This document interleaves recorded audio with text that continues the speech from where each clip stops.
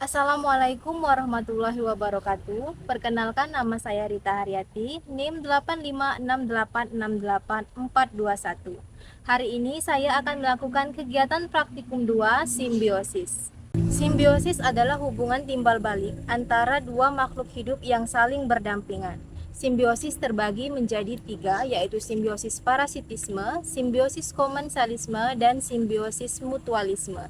Tujuan kegiatan praktikum ini adalah untuk mengidentifikasi simbiosis parasitisme, simbiosis komensalisme, dan simbiosis mutualisme yang ada di lingkungan sekitar.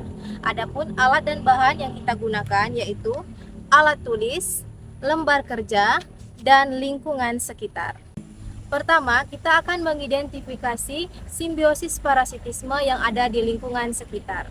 Simbiosis parasitisme adalah hubungan antar dua makhluk hidup di mana satu pihak diuntungkan, pihak lain dirugikan.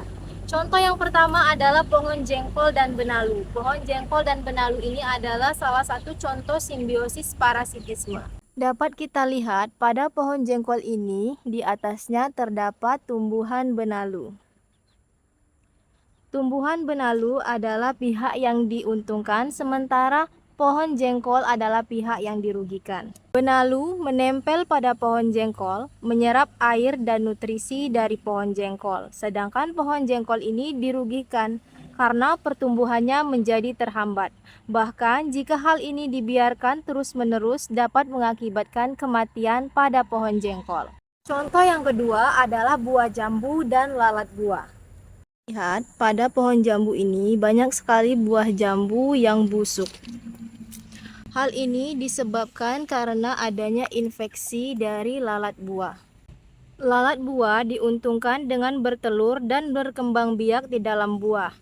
Sementara buah jambu dirugikan karena kualitas buahnya menurun, bahkan busuk dan tidak dapat dikonsumsi. Contoh yang ketiga adalah hubungan manusia dan nyamuk. Di tempat saya berdiri saat ini ada banyak sekali nyamuk yang berterbangan, bahkan beberapa kali hinggap di tangan dan menggigit. Hubungan antara manusia dan nyamuk ini termasuk salah satu hubungan simbiosis. Contoh hubungan simbiosis parasitisme, di mana manusia sebagai pihak yang dirugikan, sementara nyamuk adalah pihak yang diuntungkan.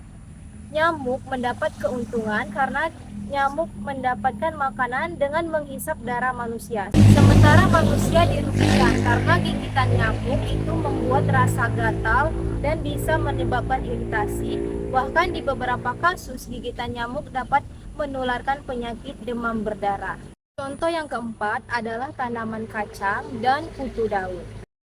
Kutu daun diuntungkan karena mendapat makanan berupa getah dari tanaman kacang dan tempat tinggal. Sementara tanaman kacang dirugikan karena nutrisi dan air yang dibutuhkan diserap oleh kutu daun. Jika hal ini dibiarkan terus-menerus, maka dapat mengganggu pertumbuhan tanaman kacang. Contoh yang kelima adalah kucing dan kutu kucing. Kutu mendapat keuntungan dengan menghisap darah kucing, sementara kucing dirugikan karena kehilangan darah dan gigitan kutu ini menyebabkan rasa gatal serta dapat mengakibatkan iritasi pada kucing. Yang kedua, kita akan mengidentifikasi simbiosis komensalisme yang ada di lingkungan sekitar. Simbiosis komensalisme adalah hubungan antara dua makhluk hidup di mana satu pihak diuntungkan, sementara pihak lain tidak diuntungkan ataupun dirugikan. Contoh yang pertama di sini adalah tumbuhan paku dan pohon. Tumbuhan paku diuntungkan karena mendapat tempat untuk tumbuh dan sinar matahari untuk fotosintesis.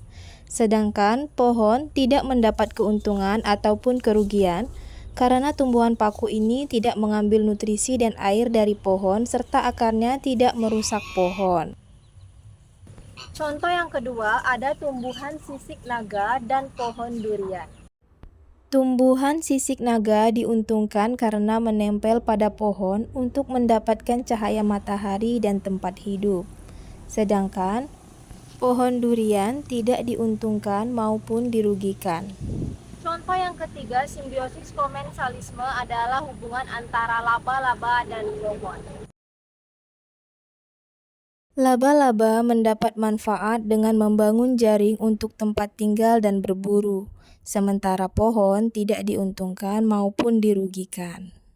Yang ketiga, kita akan mengidentifikasi simbiosis mutualisme yang ada di lingkungan sekitar. Simbiosis mutualisme adalah hubungan antara dua makhluk hidup yang saling menguntungkan.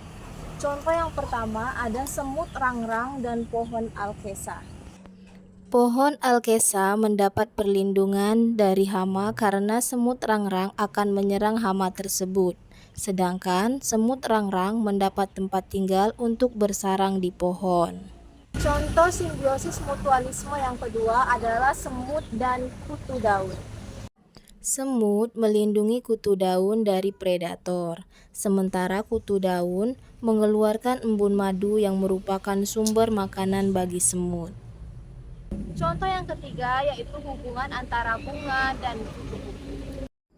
Kupu-kupu mendapat makanan berupa nektar dari bunga, sedangkan bunga terbantu dalam proses penyerbukan yang dilakukan kupu-kupu.